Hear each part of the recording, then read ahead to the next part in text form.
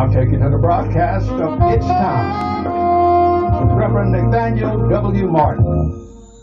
Here's Reverend Martin. Thank you, Dr. Blackwell, Hotep Abaragani. Good morning, good afternoon, good evening, but certainly never good night and never ever goodbye, because that brings me trauma. My name is the Reverend Nathaniel W. Martin. I'm the pastor of the New Life Institutional Baptist Church here in the city of Los Angeles, and we're located at 8916 South Main Street, and we are currently being hosted and sharing the building facilities with our host church, the Shiloh Missionary Christian Church. We invite you to come and share with us. They say when the charismatics and the Baptists get together, there's always a shouting in the camp. Come by and enjoy the service and the worship experience with us, won't you? And you'll be benefited and uplifted and indeed encouraged and edified, along with being blessed. This offering that you are viewing or listening to is a presentation which is entitled It's Time, and what its inclination or proclivity is that we would lift up the issue of social justice, social need in our world and in our community. As I say often, we don't live our Christian life in a vacuum, but we live it among the larger society. Sometimes we are the larger society, but then a lot of times we are enveloped in a larger society. That brings us to the question of environmental justice, which also brings us to the issue of economic justice. And yes, we need reparations, we need economic justice, because the economic disparity between the richest 1% and the rest of us is growing astronomically, and by daily. And so we need to address this disparity, as we call it, this shortfall, to put it mildly. And we must continue to press our claim for reparations, even in the face of those who look askance, whether they be born citizens or naturalized citizens. Nobody wants to give the black man his wages from slavery, because it's up in the trillions. Hey, we're not asking for trillions, but we are asking for billions. So it would have been so much cheaper in 1865 than it is going to be in 2022, or whenever the year of Jubilee finally comes around. The ticket for that failure, the wages of those who labored and suffered under the lash, and the women were raped and were forced to bear children that they did not want, so that the children could be sold as product, as compensation, commodities. All of that sin, as it were, that crime against humanity is due. And the sooner America begins to reckon with that debt, then the further the country can put slavery in the rearview mirror. But until then, of course, it will always be, the past is always prologue.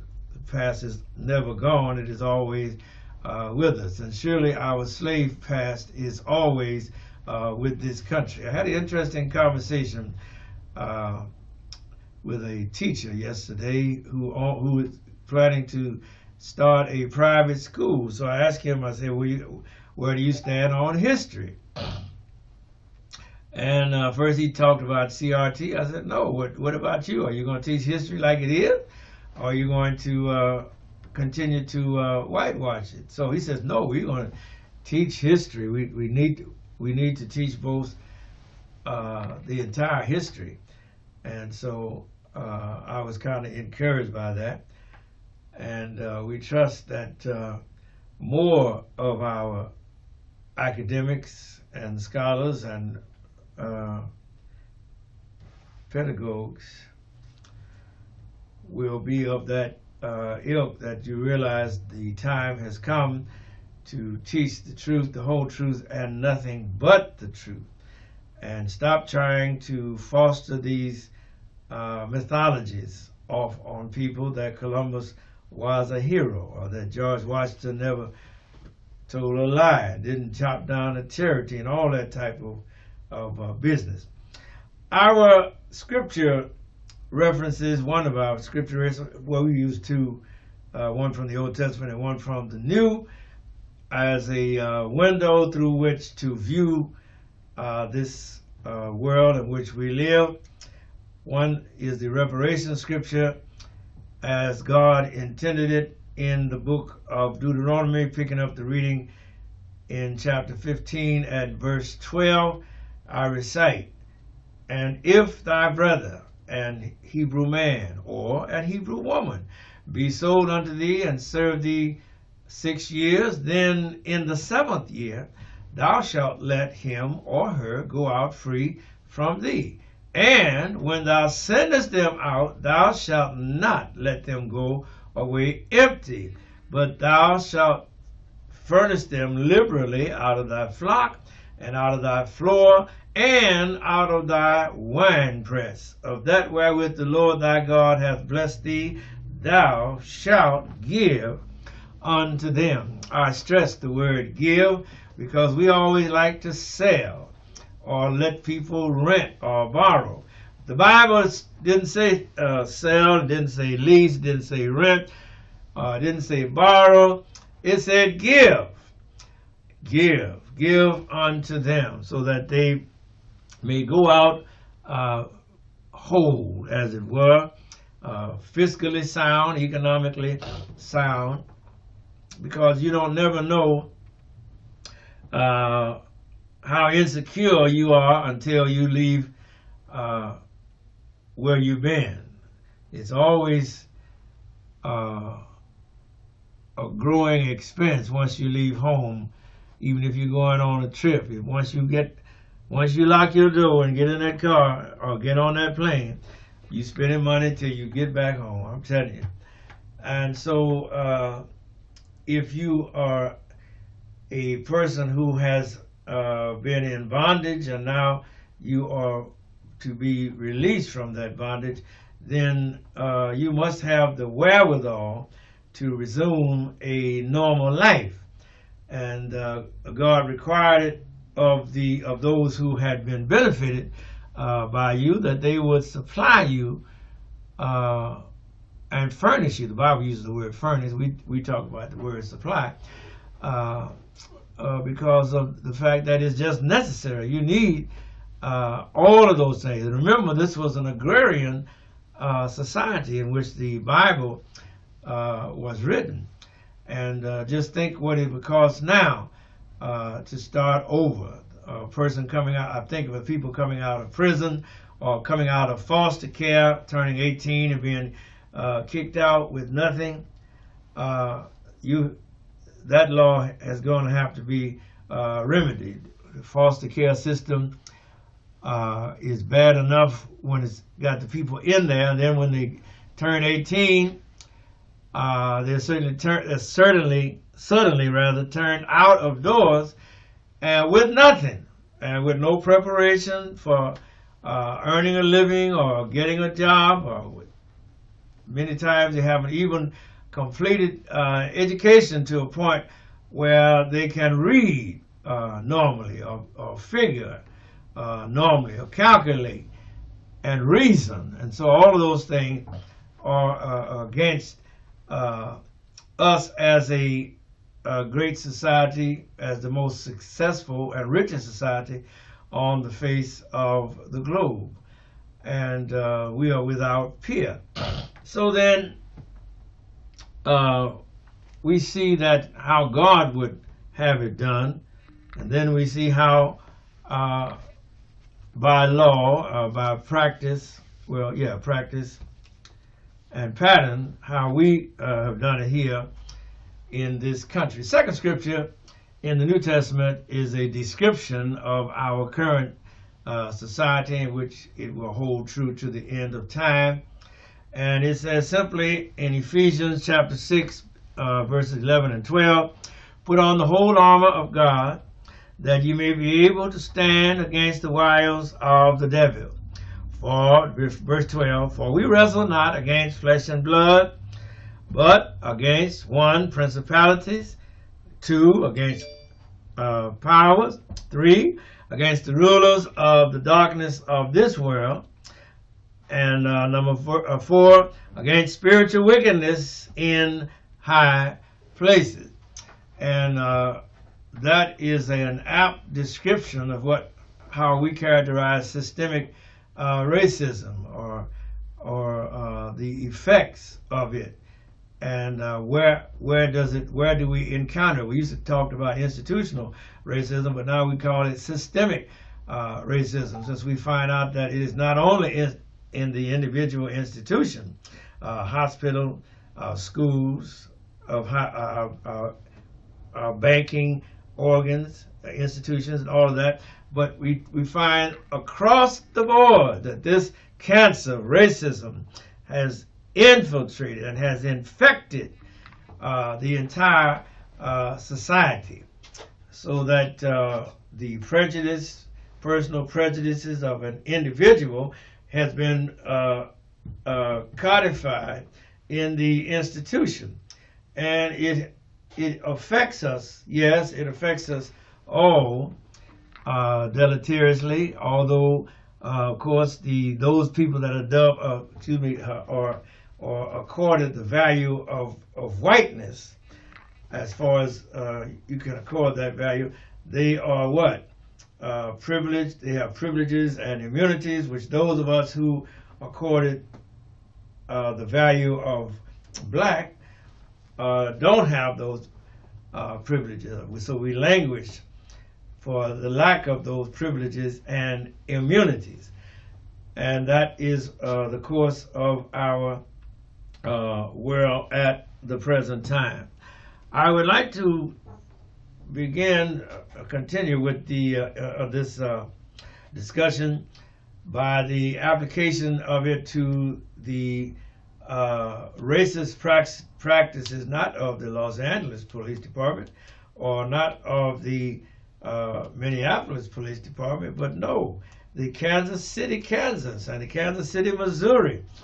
You might remember that it was in Ferguson, Missouri, where Michael Brown was killed, murdered, shot down, assassinated by Officer Derek Wilson. And of course, the grand jury no-billed it, so he's back on the job with back pay. And Michael Brown is still in his grave. That was a Freddie Gray that was killed by being manacled and shackled and thrown into the back of a police vehicle for transport, and the transporting officer failed to secure Freddie Gray, and he drove the the transporting officer, whether it was male or female. By the time they got Freddie Gray to the police officer, he had been thrown around in the back of that van, so much so that his back was broken, his neck was broken, and all of that. So he died.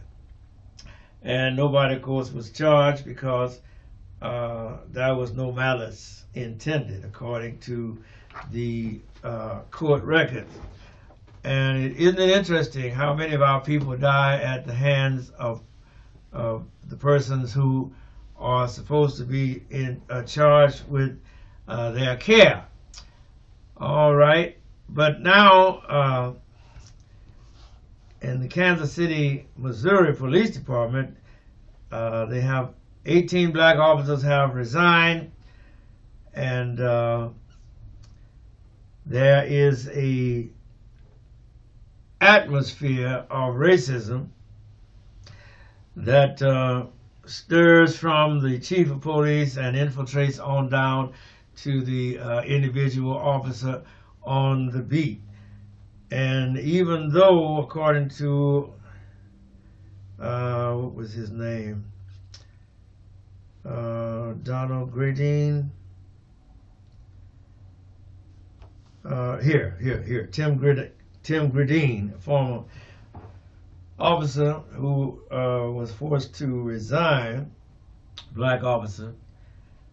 He says they've asked for the newly appointed chief of police to meet with the black officers out of the hearing and out of the presence of the other white officers, because of the fear that they have that they will be retaliated against when they get in the field. It is no secret that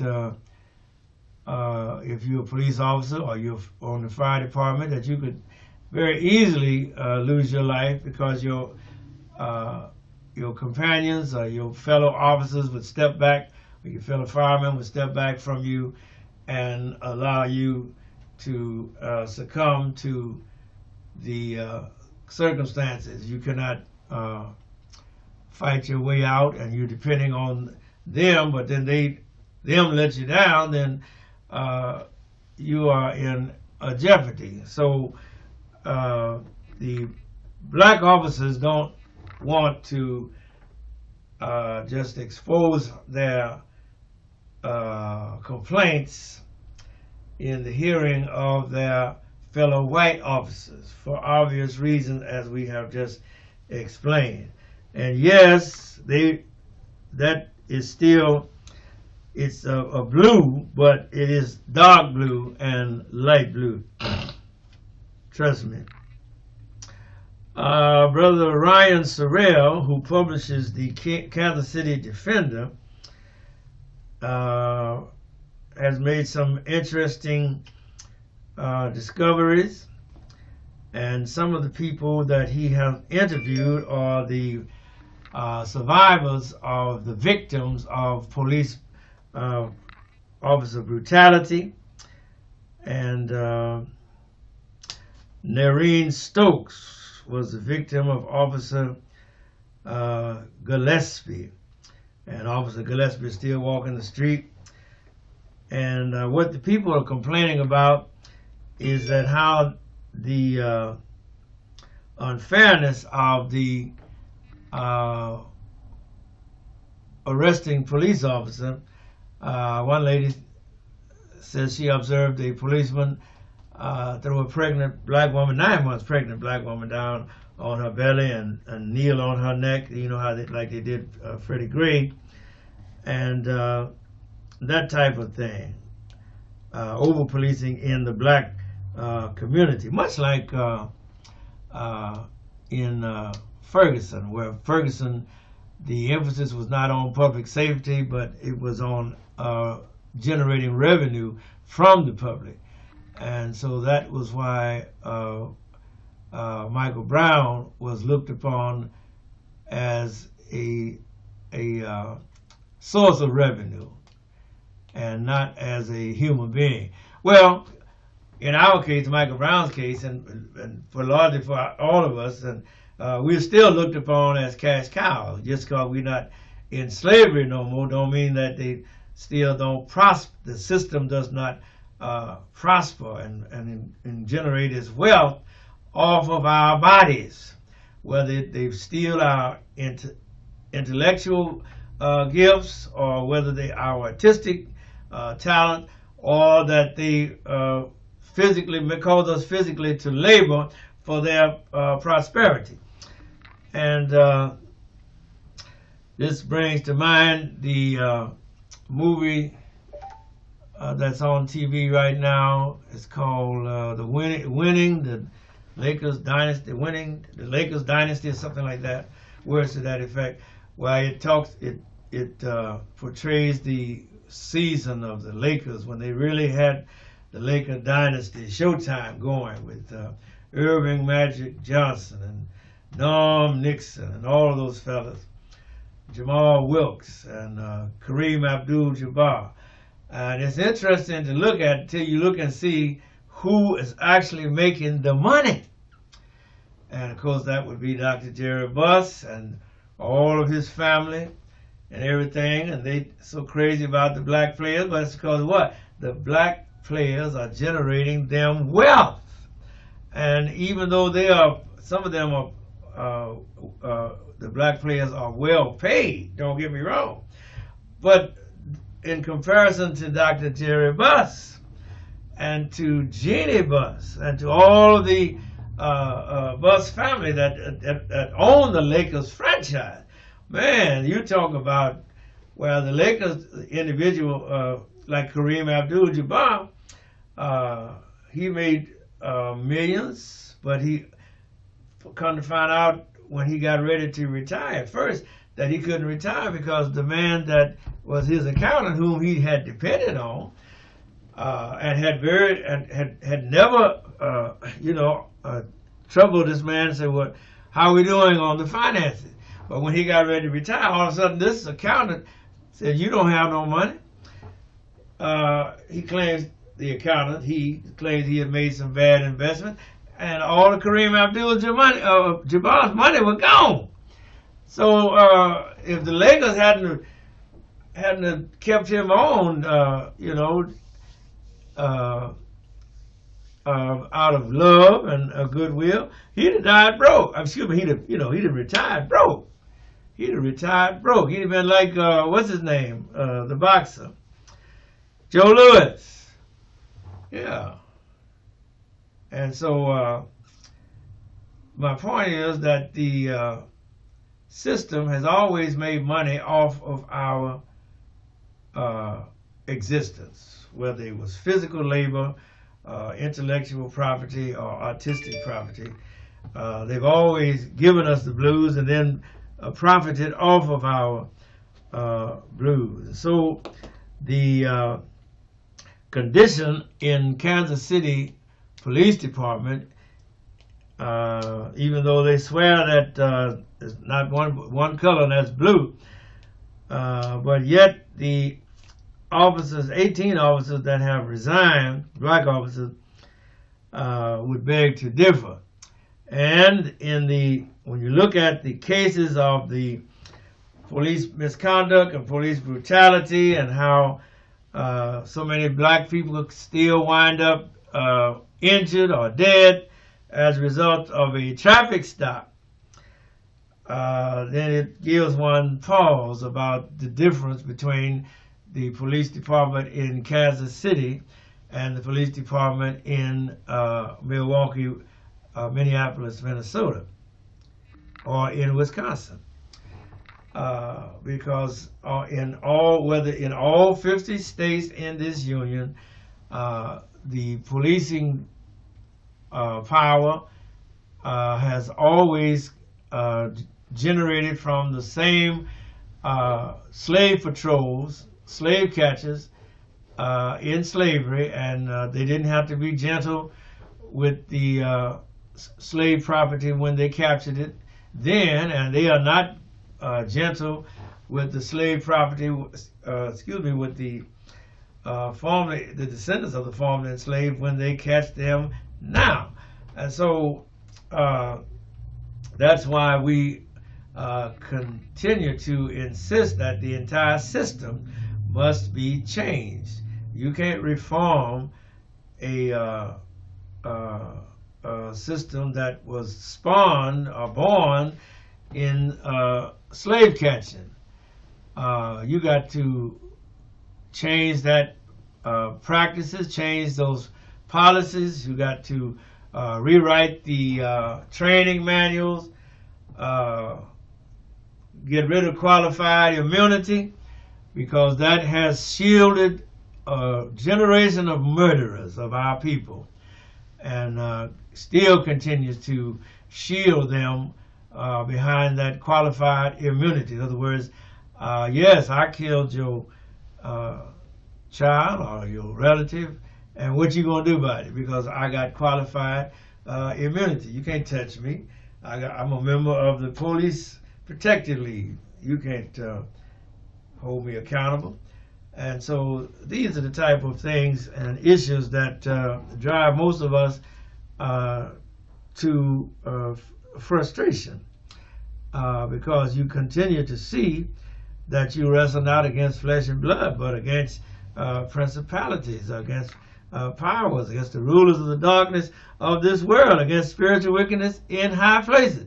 And when you're dealing with the police and you're trying to find out the truth and trying to get the facts, no, you find out you're dealing with the rulers of the darkness of this world. And they may say protect and serve on the side of that car. Well, go up there and try to get some facts, get the truth. Why, they won't even return your call unless you get a lawyer. Then they want to return the lawyer's call. They shine him on. Why? Because they know they have that, as it says in this text, against powers. You don't have that kind of power that the police unions have and the police agencies have. They are tapped into the president power, the congressional power, whatever state you're in, the police are tapped into that, and they are the investigative agencies for all of those other agencies that I mentioned, and people don't want to rock the boat. Look at how George McMichael was able to call Jackie Johnson, and who was the DA, the district attorney for that area down there in Georgia. And if it had not just been for just a constellation, a juxtaposition of favorable conditions, well, we never would have found out that he had called and was trying to hide behind Jackie Johnson, the district attorney, and that she in turn, before she recused herself, had contacted another friend of hers, who George McMichael. I hope you haven't forgotten that it was the McMichaels that killed Ahmaud Arbery down there with that 3 gunshot blast to the chest down there in Satilla Shores, Georgia. And they almost got away with it. They almost got away with it. And I think she's going to be going to court, going to be held accountable.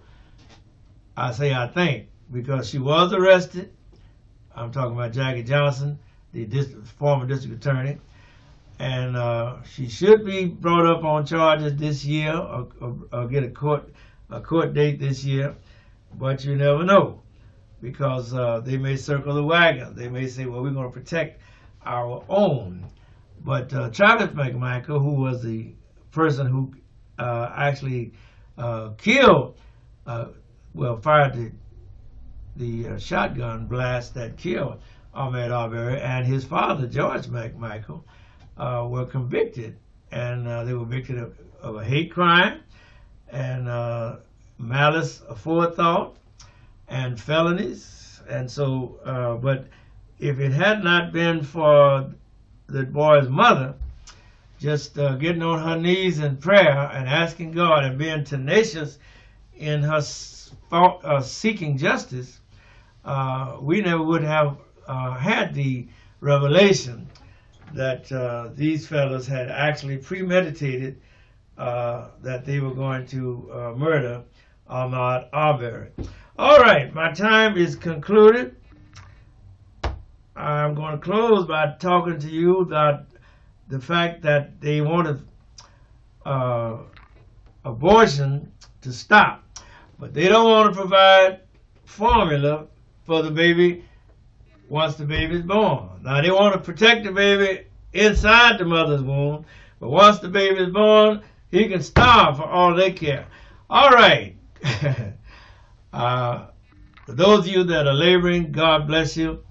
We're trying to look like a union right here in LA County again. And so keep up the good fight. And remember, if you're working for somebody and they don't want to pay you, take my advice. Stop working for them. We're out of here, Doc. Yeah, some sleepless night.